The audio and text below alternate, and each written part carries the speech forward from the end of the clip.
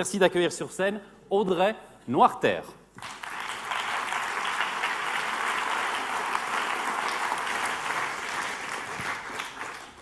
Audrey Noirter, la scène est à vous dans quelques instants. Vous connaissez les règles, vous savez la question que je vais vous poser à votre top. Le chrono s'enclenchera. Audrey Noirter, est-ce que vous êtes prête?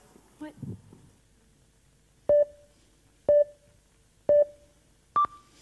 On a tous déjà vu un enfant qui ne veut surtout pas lâcher ses parents. Par exemple, devant une école, en face d'inconnus, ou même quand il est temps de quitter la maison. Et ce qui est super, c'est qu'en fait, dans la cellule, il se passe un peu la même chose. Le support de notre hérédité, c'est l'ADN, et il ressemble à 2 longues cordes entrelacées qui forment une hélice. Et au cours de sa vie, cet ADN doit être dupliqué. Et pour ça, il faut séparer les 2 brins de l'hélice. C'est un peu comme quand vous voulez démêler vos écouteurs le matin pour écouter votre album préféré dans le bus, et vous y arrivez seulement quand le bus est arrivé.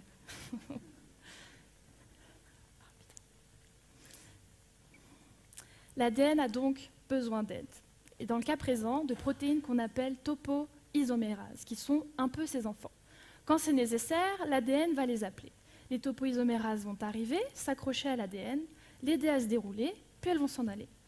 Mais malheureusement, parfois, elles ne vont pas se détacher à temps, et elles vont créer un attachement permanent avec l'ADN qui va induire une blessure, puis une cassure. Et c'est très grave parce que ça peut avoir un tas de conséquences, mais surtout, ça peut mener à l'apparition de cancer.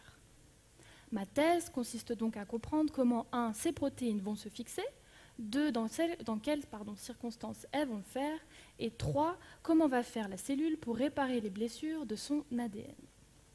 Et pourquoi c'est important d'étudier ça?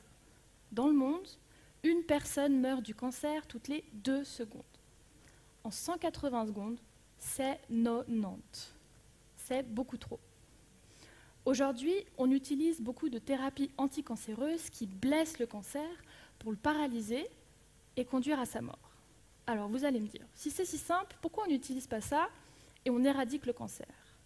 Eh bien moi, je vais vous répondre que le problème, c'est que les cellules cancéreuses peuvent elles aussi réparer les blessures que nous leur infligeons. Comprendre comment l'ADN est réparé nous donnera un gros avantage et nous permettra de développer des thérapies plus ciblées et donc plus efficaces où le cancer ne sera pas capable de se soigner.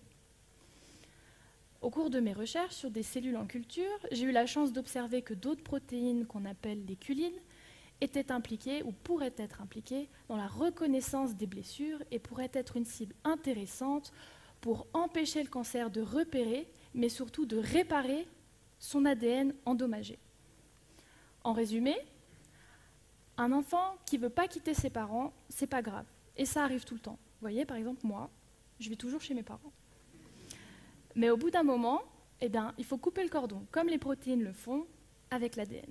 Je vous remercie.